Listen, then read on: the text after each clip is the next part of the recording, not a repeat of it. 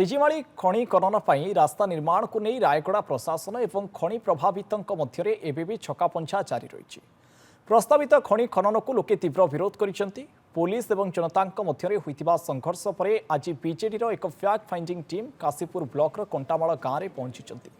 BJD supremo नवीन पट्टनायक निर्देश पर रायगड़ा जिला बीजेडी सभापति जगन्नाथ सारका और पूर्वतन सांसद झिन हिक्का नेतृत्व में दलर 10 जणिया टीम लोकों सहित आलोचना करिसेंती।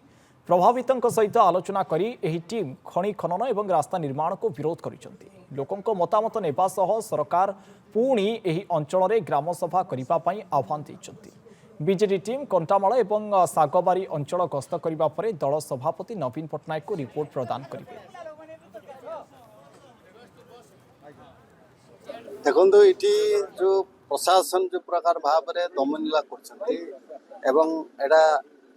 विनाश चलते ये विकास ना विनाश चलते तेणु समस्ते ये एकत्रित होकर जो आदिवासी समाज समस्ते यहाँ विरोध कर कारण सब बेले जंगल जमी से आदिवासी मानकर से माने विकास को विरोध करना किंतु जो प्रकार भाव में यहाँ 5th शेड्यूल अनुसार जो पुनर्विचार गोटे हवा दरकार एवं पुणी पुलिस सभा ग्राम सभा हबार आवश्यकता पड़ी आम निश्चित भाव आगामी दिन में आमर मुख्य नेता आम जनइबू ए कथा।